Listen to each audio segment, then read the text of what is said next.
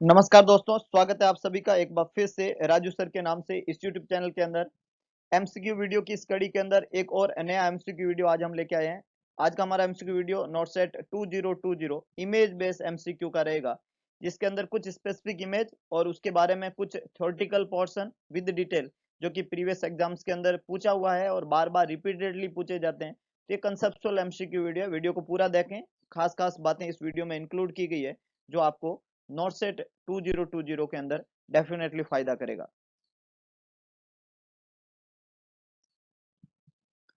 This is the first image पूछा हुआ सवाल एग्जाम के अंदर। ये क्या है, इस इमेज में क्या दिख रहा है? ये एक एक्सरे इमेज है और जिसके अंदर इंटेस्टाइन का यहाँ पे शैडो दिया हुआ है और जो इंटेस्टाइन जो है वो एक जगह से साइज में ठीक है, एक जगह से साइज में बड़ा है और इस तरीके का क्वेश्चन एग्जाम में पूछा हुआ है। तो बिल्कुल कुछ लोगों ने ठीक पहचाना कि ये जो इमेज यहाँ से इस एरिया से ये साइज में बड़ा दिख रहा है आपको, ये बड़ा ही दिख रहा है इमेज, आगे जाके इंटेस्टाइन साइज में ठीक है और ये बेसिकली कोलन है और कोलन ये नॉर्मल कोलन है और ये कोलन जो है, ये एरिया जो कोलन का है ये साइज में बड़ा हुआ है। बड़ी कोलन को मेगा कहते हैं। क्या कहते हैं? मेगा। तो कोलन क्या हो गई? मेगा। तो ये हो गया मेगा कोलन। और मेगा कोलन बीमारी जो होती है वो एक कंजेनाइटल डिजीज होती है बच्चों में। हर्चुस्प्रंग, बहुत ही बढ़िया, बहुत सही पहचाना आपने। हर्चुस्प्रंग्स, हर्चुस्प्रंग्स डिजीज जो होती है वो कंजेनाइटल डिजीज है और उसमें कोलन का साइज मेगा हो जाता है, इसको मेगा कोलन कहते हैं। हर्चुस्प्रंग डिजीज क्यों होती है? तो उसका रीजन होता है ये जो कोलन का पार्ट होता है ये सिग्मोइड कोलन है और सिग्मोइड कोलन के अंदर गैंग्लिया जो है वो एब्सेंट होता है, इसको ए गैंग्लियन कंडीशन कहते हैं। ए गैंग्लियन, ए गैंग्लियन मतलब सिग्मोइड कोलन के गैंग्लिया जो है वो जन्म से एब्सेंट होते हैं। गैंग्लिया की एब्सेंसी के कारण मोटर मूवमेंट, जो पेरिस्टाल्टिक मूवमेंट होते हैं जो फीकल मैटर को आगे की तरफ ले जाते हैं, वो नहीं होगा। और जब वो नहीं होगा, पेरिस्टाल्टिक मूवमेंट नहीं होगा कोलन के अंदर, तो वहां पे फीकल मैटर स्टेसिस करेगा, रुकेगा और रुका हुआ फीकल मैटर जो होता है वो हार्ड हो जाता है और उसकी वजह से कोलन के अंदर ऑब्स्ट्रक्शन हो जाएगा। तो कंडीशन बनेगी ए गैंग्लियोनिक मेगाकोलन और हर्चुस्प्रंग डिजीज और उसकी वजह से बच्चा स्टूल पास नहीं कर पाएगा। उसका रेक्टम और एनस, रेक्टम तो है वो तो एम्प्टी रहता है और कोलन जो होती है, प्रोक्सिमल इंटेस्टाइन जो होती है वो साइज में बड़ी हो जाती है और सिग्मोइड कोलन जो होती है वहां पे पेरिस्टाल्टिक मूवमेंट नहीं होते हैं। तो इनिशियली बच्चा है मिकोनियम पास नहीं कर पाता फर्स्ट 24 to 48 आवर्स के अंदर। और इसके अलावा जब वो स्टूल पास करता है तो स्टूल जो होता है वो रिबन लाइक स्टूल होता है। कैसा स्टूल होता है? रिबन। तो एग्जाम अगर आपको पूछे रिबन लाइक स्टूल जो है वो किस डिजीज में देखने को मिलता है, तो आपका जवाब होना चाहिए हर्चोस्प्रंग डिजीज। और ये पिक्चर जो है ये किसका है? मेगा कोलन का, हर्चोस्प्रंग डिजीज का, जिसमें प्रोक्सिमल इंटेस्टाइन जो है वो साइज में बड़ा हो जाता है, मेगा हो जाता है। सो जो पिक्चर थी जिसमें हर्चोस्प्रंग डिजीज का था उसमें एम्प्टी रहता है रेक्टम, ये कंफर्म फाइंडिंग होती है। रेक्टम खाली रहेगा क्योंकि वहां पे स्टूल नहीं आता है। क्लासिक इमेज है, डायलेटेड है ये प्रोक्सिमल कोलन, हमने बोला प्रोक्सिमल कोलन डायलेटेड हो जाती है ए गैंग्लियोनिक कोन नैरोइंग होने के कारण। डिस्टल कोलन के अंदर ए गैंग्लियन है, इसलिए वजह से प्रोक्सिमल कोलन जो है वो साइज में बड़ा हो गया है। और एक कट ऑफ साइन है ये रेक्टोसिग्मोइड रीजन के अंदर और जिसमें एब्सेंट होती है air distally in the usual finding. और बीमारी का क्या नाम दिया? हर्चोस्प्रंग डिजीज। तो ये बहुत इंपॉर्टेंट है। मेगा कोलन है, एक गैंग्लियोनिक कंडीशन है, डिस्टल जो प्रोक्सिमल कोलन है वो डायलेटेड है और डिस्टल कोलन है जो नैरो है। ये सब फाइंडिंग जो है वो इस बीमारी के बारे में देखने को मिलती है। अगले इमेज एक वाइल है और ऊपर लिखा हुआ है प्रोटामिन सल्फेट इंजेक्शन 50 mg इन 5 ml, 10 mg इन 1 ml। 1 ml में 10 mg, 5 ml में 50 mg। प्रोटामिन सल्फेट दवाई है, 5 ml का एम्पूल है। आप आईवी यूज ओनली लिखा हुआ है ऊपर, देखिएगा बहुत बड़े बड़े अक्षरों में आईवी यूज ओनली। तो पूछा जाए ये क्या वाइल है या ये किसका एंटीडोट है या किस में काम में लेते हैं, सब बातें यहाँ पे क्लियर होनी चाहिए आपको प्रोटामिन सल्फेट के बारे में। तो बात करें अगर प्रोटामिन सल्फेट की, तो प्रोटामिन सल्फेट जो होता है क्लिनिकली सरकमटेंस इसकी होती है ब्लीडिंग। जब भी बॉडी में ब्लीडिंग हो, एंटीकोएगुलेंट हम देते हैं हिपेरिन एक दवाई, तो हिपेरिन की वजह से बॉडी में क्या होने की संभावना होती है? ब्लीडिंग। हिपेरिन की दे रहे हैं अगर आप किसी को, ये एंटीकोएगुलेंट है, कोएगुलेशन नहीं होने देगा, तो उसकी वजह से जो मरीज है वो हिपेरिनाइज्ड जब रहता है, हिपेरिन किसी मरीज को देते हैं उसको हिपेरिनाइजेशन कहते हैं। तो किसी मरीज का आपने हिपेरिनाइजेशन किया और उसमें अगर ब्लीडिंग हो रही है तो आपको उस हिपेरिनाइज्ड मरीज को रिवील करने के लिए, रिवर्सल करने के लिए, उल्टा करने के लिए, सही करने के लिए प्रोटामिन सल्फेट देना पड़ेगा। 1% सॉल्यूशन होता है, हमेशा स्लो इन्फ्यूजन के रूप में देते हैं इपेरिन सोडियम को न्यूट्रलाइज करने के लिए, इपेरिन के इफेक्ट को मिनिमाइज करने के लिए इपेरिन का एंटीडोट काम में लिया जाता है। इसका नाम है protamine sulphate. Protamine sulphate 50 mg से ज्यादा कभी भी नहीं देते। इसका मतलब 5 ml आप एक साथ दे सकते हैं।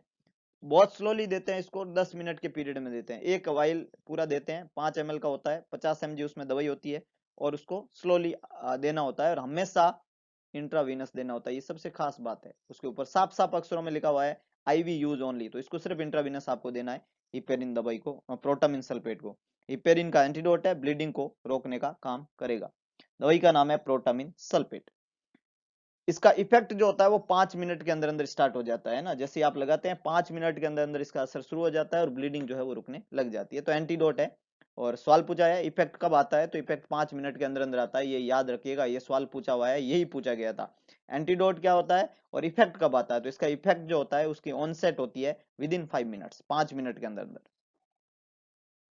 और last each mg of protamine sulphate neutralise करता है अबाउट 100 यूनिट ऑफ इपेरिन। एक mg 100 यूनिट को न्यूट्रलाइज कर देता है ना, 100 यूनिट को न्यूट्रलाइज। तो एक mg 100 को आप 50 mg दे रहे हैं, तो लगभग बहुत बड़े अमाउंट में दिया गया डोज ऑफ इपेरिन जो है वो न्यूट्रलाइज हो जाता है। नेक्स्ट है नॉर्मल वैल्यू हीमोग्लोबिन A1C क्या होती है। यहाँ पे भी स्केल से क्वेश्चन है और स्केल भी मैं पढ़ूंगा अभी। हीमोग्लोबिन A1C एक इंपॉर्टेंट एस्पेक्ट है जो 3 महीने की एवरेज ब्लड शुगर के बारे में बताया जाने वाला एक टेस्ट है ना। हीमोग्लोबिन A1C डायबिटीज मेलाइटस के मरीज में इंपॉर्टेंट मार्कर के रूप में आता है। जो पीपल डायबिटीज नहीं होते हैं, बिना डायबिटीज वाले होते हैं, उनकी नॉर्मल रेंज हीमोग्लोबिन A1C की 4 से 5.6% होनी चाहिए। जैसे हम अगर डायबिटिक नहीं है और आप A1C चेक कराओ तो आपका वैल्यू कितना आना चाहिए, 4 to 5.6%। अगर हीमोग्लोबिन A1C जो है 5.7 और 6.4 के बीच में है, इसका मतलब आप में बहुत ज्यादा हायर चांसेस है डायबिटिक होने के, है ना। इसको प्री डायबिटिक कंडीशन कहते हैं। तो आप में डायबिटीज होने की संभावनाएं होती है। और अगर इसका लेवल 6.5 और उससे ज्यादा है, इसका मतलब आपको डायबिटीज है। समझ रहे हो, एक तो डायबिटीज नहीं है, एक हो सकती है और एक है। तो अगर 6.5 से ज्यादा है, इसका मतलब आपको डायबिटीज है। और किसी में ऑलरेडी डायबिटिक है ना, कोई ऑलरेडी डायबिटिक है और वो हीमोग्लोबिन A1C चेक करवा रहा है, जिसको पता है उसको डायबिटीज है और चेक करा रहा है, तो उसका हीमोग्लोबिन A1C 7 से ज्यादा कभी भी नहीं होना चाहिए। अगर वो 7 से ज्यादा नहीं है, इसका मतलब उसमें बहुत बढ़िया कंट्रोल है। 7 को हेवन माना जाता है। हीमोग्लोबिन A1C 7 है डायबिटिक मरीज में, मतलब हेवन है। 7 से ऊपर होती है उसमें अनकंट्रोल होने लग जाती है डायबिटीज।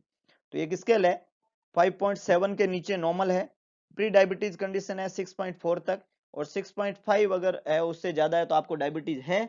और अगर डायबिटीज है और 7 से कम है तब तक बढ़िया है, अच्छा कंट्रोल है। और 7 से ज्यादा होती है वो आपके लिए पुअर कंट्रोल ऑफ डायबिटीज माना जाता है। तो हीमोग्लोबिन A1C से एक सवाल बनता है, याद रखिएगा, स्केल को याद रखिएगा। नॉर्मल आदमी में कितना होना चाहिए, प्री डायबिटिक का इंडिकेशन क्या है, डायबिटीज वाले में इंडिकेशन क्या है, और जिसको डायबिटीज ऑलरेडी है उसमें हीमोग्लोबिन A1C कितना होना चाहिए। 4 बातें खास रहती है इस लैब वैल्यू के अंदर। नेक्स्ट यहाँ पे दिया हुआ है जो कंडीशन है, दो पिक्चर यहाँ पे दी हुई है। तो कंडीशन यहाँ पे दी हुई है, आप देख सकते हो इन दो पिक्चर के अंदर। जो ये फर्स्ट पिक्चर है, ये जो कंडीशन दी हुई है फर्स्ट पिक्चर में आपको दिख रही है, तो ये नॉर्मल है। ये कंडीशन जो है वो नॉर्मल मानी जाती है। सेकंड पिक्चर में आपको देख रही है कि ब्रेन का फॉर्मेशन हुआ ही नहीं है, यहाँ पे ब्रेन एब्सेंट है। इस कंडीशन को हम नाम देते हैं एनेंसिपेली। क्या नाम देते हैं, एनेंसिपेली। एनेंसिपेली का मतलब होता है एब्सेंट ऑफ वोल्ट। जहाँ पे वोल्ट एब्सेंट है, ब्रेन है ही नहीं, ये कट है, इसका मतलब ये एनेंसिपेली है, ब्रेन का फॉर्मेशन है ही नहीं, ब्रेन है ही नहीं।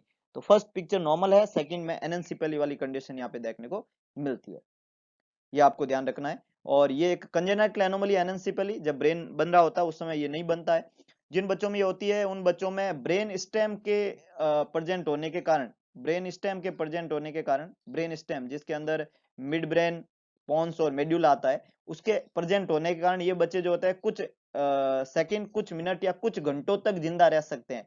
लेकिन वीक भर से ज्यादा ये सर्वाइव नहीं कर पाते हैं। अल्टीमेटली ये बच्चे जो होते हैं ये ज्यादा सर्वाइव नहीं करेंगे, इन बच्चों की डेथ होती है। जिन बच्चों, जो बच्चे एनेंसिपेली के रहते हैं, जिसमें वोल्ट एब्सेंट रहता है, जिसमें सेरिब्रम जो है वो लगभग न के बराबर होता है, ऐसे बच्चे सर्वाइव नहीं कर पाते हैं।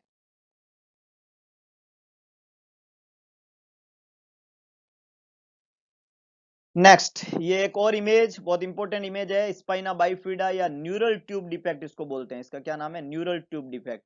एग्जाम में पूछा जाता है इसका कारण क्या होता है ना, इसका कारण क्या होता है, तो ये फोलिक एसिड की डेफिशिएंसी की वजह से होता है। किसकी डेफिशिएंसी से? फोलिक एसिड की डेफिशिएंसी से। बीमारी का नाम है neural tube defect, spina bifida, जिसके दो टाइप होते हैं, एक टाइप होता है ओकल्टा और दूसरा टाइप होता है सिस्टिका। एक टाइप होता है ओकल्टा और दूसरा टाइप होता है सिस्टिका। ओकल्टा का मतलब होता है हिडन, लंबोसेक्रल एरिया के अंदर अंदर की तरफ एक डिंपल बनेगा और वहां पे टफ ऑफ हेयर की प्रेजेंसी होगी, ये स्पाइना बाइफिडा ओकल्टा कहलाता है। ओकल्टा टाइप होता है जो कि लंबोसेक्रल एरिया के अंदर हिडन रहता है और डिंपल है अंदर और टफ ऑफ हेयर है, ये ओकल्टा है। जब सिस्टिका होता है इसके दो टाइप होते हैं, मेनिंजोसील और मेनिंजोमाइलोसील। सिस्टिका का मतलब ऐसे बाहर की तरफ, ये जो बच्चा है इसके बाहर की तरफ ऐसे सिस्ट होती है, इसको सिस्टिका कहते हैं। ये बाहर की तरफ सिस्ट के रूप में है और उसमें मेनिंजेज इन्वॉल्व है तो उसको मेनिंजोसील कहते हैं। सिर्फ मेनिंजेज इन्वॉल्व है तो मेनिंजोसील कहते हैं। बाहर की तरफ सिस्ट के रूप में और मेनिंजेस के साथ में स्पाइनल कोड भी इन्वॉल्व है तो उसको माइलोमेनिंजोसील कहते हैं। स्पाइनल कोड और मेनिंजेस दोनों इन्वॉल्व है तो माइलोमेनिंजोसील, और ओनली मेनिंजेस इन्वॉल्व है तो मेनिंजोसील। मेनिंजोसील और माइलोमेनिंजोसील सिस्टिका वाला टाइप है, स्पाइना बाइफिडा सिस्टिका। और सिर्फ जो है हिडन है, वहां पे कोई मेनिंजेस इन्वॉल्व नहीं है, ये नहीं है, और सिर्फ वहां पे बोनी डिफॉर्मिटी है, तब उसको ओकल्टा कहते हैं। तो ओकल्टा और सिस्टिका दो टाइप है, मेनिंजोसील और माइलोमेनिंजोसील। इनमें फर्क है, इनमें सिर्फ मेनिंजेस और सीएसएफ है, इसमें मेनिंजेस के साथ में स्पाइनल कोड और स्पाइनल नर्व भी इन्वॉल्व है। सबसे डेंजरस टाइप का माइलोमेनिंजोसील कहलाता है, जिसमें बच्चे में पेरिफेरल लिम्ब जो है उनमें वीकनेस और पैरालिसिस हो जाता है। फोलिक एसिड की डेफिशिएंसी से होता है, इसलिए प्रेग्नेंट लेडी को कंसीव करने के 1 महीना पहले से ही फोलिक एसिड शुरू कर देना चाहिए और उसको होल प्रेगनेंसी देना चाहिए, तो इसकी संभावनाएं मिनिमाइज हो जाती है।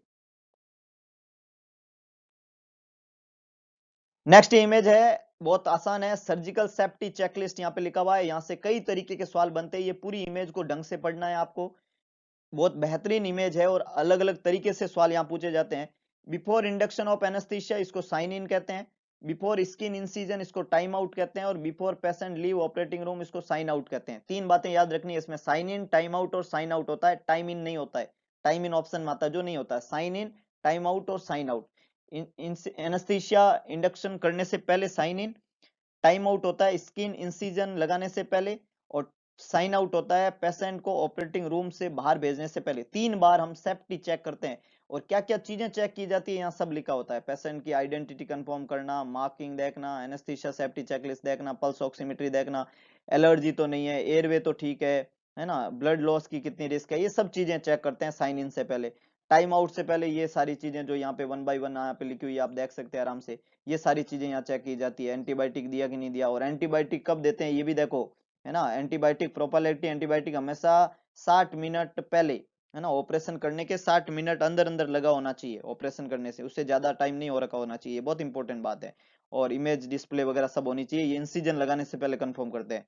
फिर पूरा ऑपरेशन हो गया और मरीज को बाहर शिफ्ट करते हैं, उससे पहले प्रोसीजर के रिकॉर्डमेंट, स्पंज वगैरह काउंट करने, इंस्ट्रूमेंट काउंट करने, स्पेसिमेन लेबल किया कि नहीं किया, सारे इक्विपमेंट और सब चीजें रिव्यू किया, उसके बाद में मरीज को बाहर शिफ्ट किया। तो 3 बार सेफ्टी के लिए 3 बार चेक करना, साइन इन एनेस्थीसिया लगाने से पहले, टाइम आउट इंसिजन लगाने से पहले, और साइन आउट मरीज को बाहर शिफ्ट करने से पहले।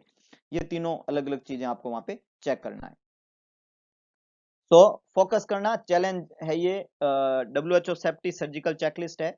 चेकलिस्ट जो है आइडेंटिफाई करती है 3 फेज के अंदर ऑपरेशन में, और हर फेज जो होती है वो स्पेसिफिक टाइम पीरियड होता है। पहला है before the induction of anaesthesia sign in, दूसरा है before the incision of the skin time out, और तीसरा है before the patient leave the operating room sign out. हर फेज जो होती है उसमें चेकलिस्ट कोऑर्डिनेटर होता है और कंफर्म करता है कि सर्जिकल टीम जो है उसको सही तरीके से काम किया, टास्क उसका सही हुआ कि नहीं हुआ, किसी भी तरीके की कोई ट्रेजेडी वहां पे ना हो। तो ये बहुत इंपॉर्टेंट एस्पेक्ट है। और ये एक मजेदार वीडियो जो आज के वीडियो लेक्चर में हमने देखा, अगर आपको वीडियो पसंद आए तो उसको लाइक करें, शेयर करें, कमेंट बॉक्स में अपना सुझाव जरूर डालें, और इसके अलावा एक काम जरूर करें, इस चैनल उस वीडियो को मैक्सिमम लोगों तक पहुंचाने की जिम्मेदारी उठाएं, और भगवान कृष्ण के उस वाक्य को सार्थक करें कि सारथी बने स्वार्थी ना बने। तो आई होप आप ऐसा जरूर करेंगे ताकि मैक्सिमम लोग जो है इस एग्जाम में इस वीडियो का फायदा उठा सके। तो मिलते हैं दोबारा एक नए वीडियो नई एनर्जी के साथ में, तब तक के लिए जय हिंद जय भारत।